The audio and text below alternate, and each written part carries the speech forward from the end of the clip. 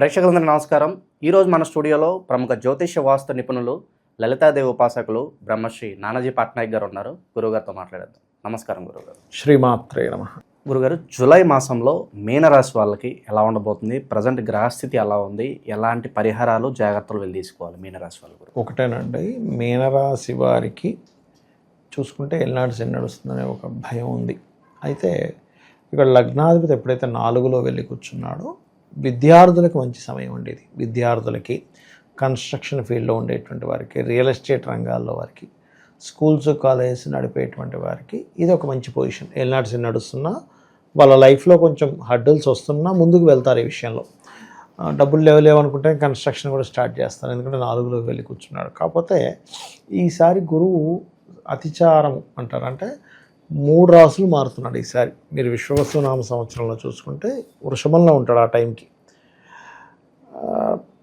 చూస్తూ ఉండగానే 6 నెలల్లో మిథునంలో ఉంటాడు 6 నెలల పాటు. దాని తర్వాత కర్కాటకంలోకి వెళ్ళిపోయి మళ్ళీ వెనక్కి తిరిగి వస్తాడు. కాబట్టి ఏంటంటే ఇక్కడ ఫాస్ట్గా మూమెంట్ ఉంటుంది, ఏదైనా ఒక కన్స్ట్రక్షన్ స్టార్ట్ చేసినా ఏదైనా కానీ. కాకపోతే లగ్నంలో శని ఉన్నందుకు కొంత శ్రమ ఉంటుంది.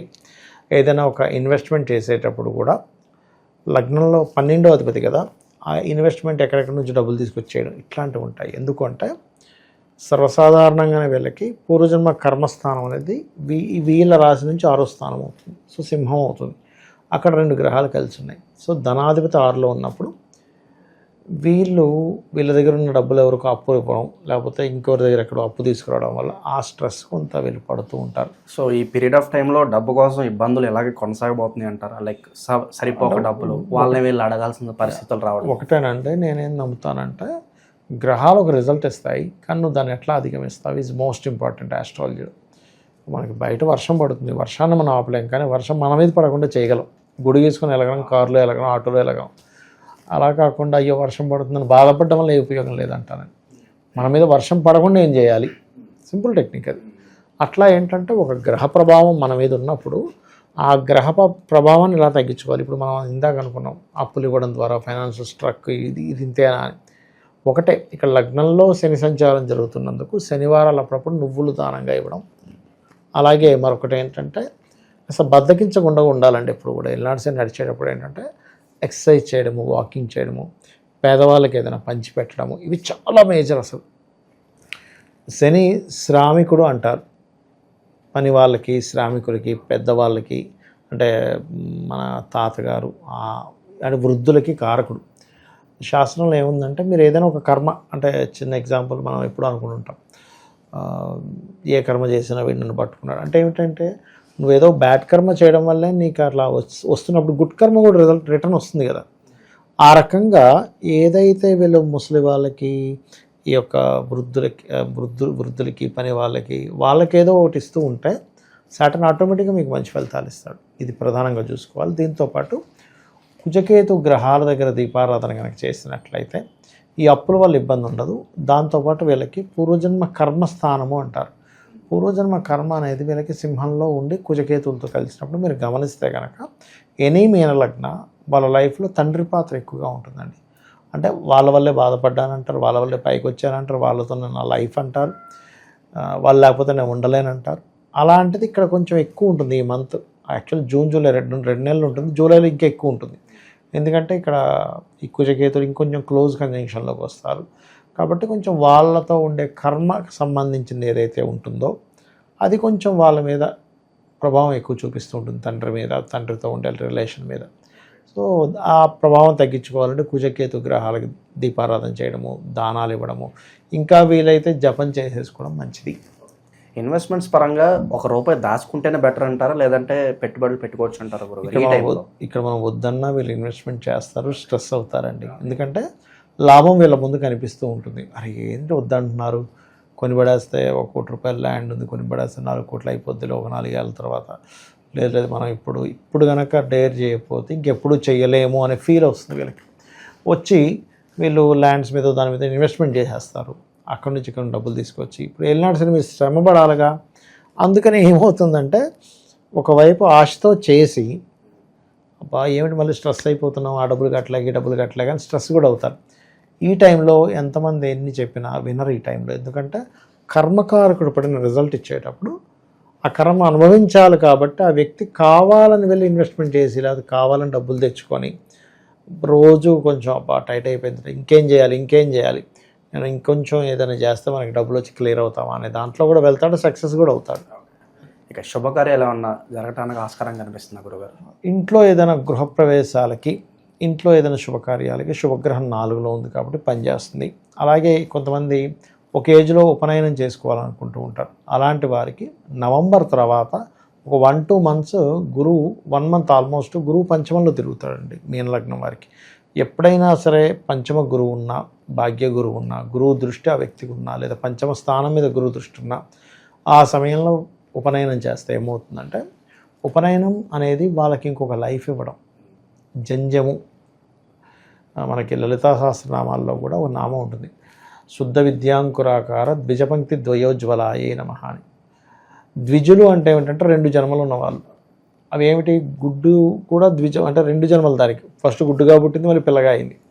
అలాగే గాయత్రి జపం చేసేవాళ్ళు, ఉపనయనం చేసుకునే వాళ్ళకి 2 జన్మల కింద చెప్తారు దాన్ని. ఎలా అంటే గాయత్రికి ముందు, గాయత్రి తర్వాత. ఎందుకు అంటే మీరు దేనికైనా ముహూర్తం అంత ఈజీగా దొరుకుతుంది కానీ ఉపనయనం దొరకదండి.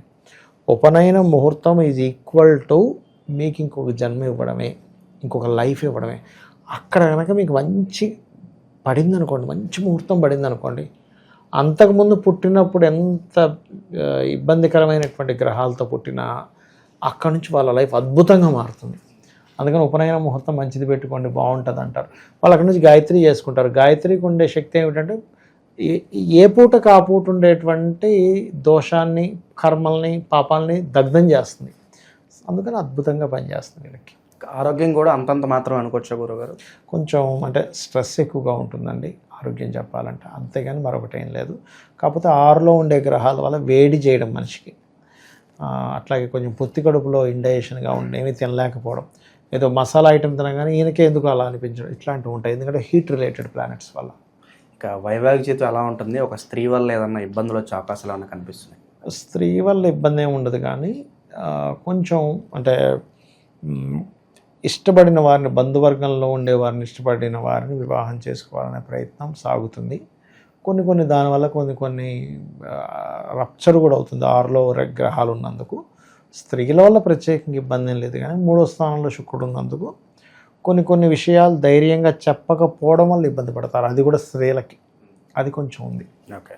ఇక చివరిగా గురుగారు, ఏలినాటి శని అనగానే ఎక్కువగా వైరాగ్యం ఉంటూ ఉంటుంది, ఇక మా పని అయిపోయింది అనే భావనలో ఉంటూ ఉంటారు. అలాంటి వాళ్ళకి ఏం చెప్తారు మీన రాశి వాళ్ళకి? ఒకటండి, మీన రాశి వాళ్ళకు ఉన్న గొప్ప లక్షణం ఏంటంటే వీళ్ళు అన్వేషణలో ఉంటారు. నేను ఎందుకు పుట్టాను, నా లైఫ్ ఏమిటి, నేను ఏం చేస్తున్నాను, ఇవి ఎక్కువగా ఉంటాయండి మీన రాశి. అందుకే మీన రాశిలో జన్మించిన వాళ్ళకి ఫిలాసఫీ కానీ ఆధ్యాత్మికం కానీ ఎక్కువగా ఉంటుంది. సో ఈ శని వచ్చినప్పటికీ కూడా వీళ్ళకు ఉండే మనస్తత్వం వేరు కాబట్టి, ఇప్పుడు చూడండి కొంతమంది ఎక్కువ పెద్దగా తినడానికి ఇష్టపడిన వ్యక్తికి ఆ రోజు అబ్బాయి వాళ్ళు ఏం ఫుడ్ ఉండట్లేదని అమ్మాయి ఫోన్లే అంటాడు.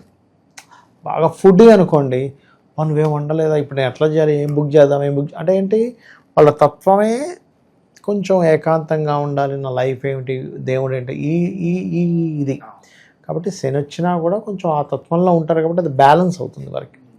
అయితే ఇలా ఎప్పుడైనా వైరాగ్యం వచ్చినప్పుడు మాత్రం నేను ఒకటే చెప్తాను ఏంటంటే, మీరు పర్టికులర్గా గణపతిని ధ్యానంలో కూర్చొని గణపతిని అదే ధ్యాసతో కనుక చేస్తే ఎటువంటి వైరాగ్యం అయినా పటాపంచలవుతుంది. ఇక శనికి సంబంధించి ఎలాంటి పరిహారాలు చేసుకుంటే ఈ ఇంపాక్ట్ అనేది కొంచెం తగ్గుతుంది అంటారు? ఒకటేనండి, ఇందాక నేను చెప్పినట్టుగా ఎక్సర్సైజ్ చేయడం ఒకటి, అండ్ అలాగే నువ్వులు శివాలయంలో శనివారం నాడు దీపారాధనకి వాడాల్సింది ఇది ఇవ్వడం, వీలైనంత మటుకు నూనె, అలాగే అయ్యప్ప స్వామి దీక్ష తీసుకుని ఉంటారు, అటువంటి వారికి దీక్షా వస్త్రాలు దానంగా ఇచ్చినట్లయితే కూడా మంచి ఫలితాలు ఉంటాయి. గోవులకి మీరు గ్రాసము, అదేవిధంగా బెల్లము తినిపించడము, ఇటువంటి మంచి ఫలితాలు వస్తాయి. శని శ్రమకారకుడు అని అంటూ ఉంటారు గురుగారు, శ్రామికులకి ఏదన్నా కూడా వీళ్ళు దానం చేసుకోవడం, శ్రామికులకి దానం ఇవ్వడము, శ్రామికులకి మంచిగా చూసుకోవడము. కొంతమంది ఏం చేస్తారంటే పొద్దున్న నుంచి సాయంత్రం దాకా పని అయిన తర్వాత డబ్బులు ఇవ్వమంటే వాళ్ళు శుక్రవారం ఇవ్వనంటారు. నేనేమంటారంటే, సరే శుక్రవారం నువ్వు ఇవ్వవు, నీకు ఆకలి వేసింది హోటల్కి వెళ్తావు, తినేసి మరి డబ్బులు ఇవ్వకుండా వస్తావా? లేదుగా, నువ్వు ఒక పని చేసి ఎవరో డబ్బులు ఇవ్వాలి, ఇవ్వాలంటే నువ్వు ఒప్పుకోవు కదా. మరి అలాంటప్పుడు నువ్వు ఇచ్చే వాళ్ళకి ఎందుకు అట్లాంటి కండిషన్స్ పెడతావు? కాబట్టి శ్రమ చేసిన వాటికి ఏ రోజైనా ఇవ్వచ్చండి. శుక్రవారాలు శనివారాలు ఏం చూడక్కర్లేదు. కాకపోతే ఒకటి శాస్త్రంలో ఉన్నది ఏమిటంటే మంగళవారం నువ్వు అప్పు చేయకని చెప్పింది శాస్త్రం, బుధవారం అప్పు ఇవ్వకని చెప్పింది. ఇవి కొంచెం మీరు పాటించండి. కొనుక్కునే ఐటమ్స్ వీటికి సంబంధం లేదు. కాకపోతే మంగళవారం బంగారం కొంటే బాగా కలిసి కూడా వస్తుంది. ఓవరాల్గా మీనరాశి వాళ్ళకి ఈ జూలై మాసం ఎలా ఉండబోతుందో చాలా బాగా వివరించారు. ధన్యవాదాలు. శ్రీమాత్రే నమః.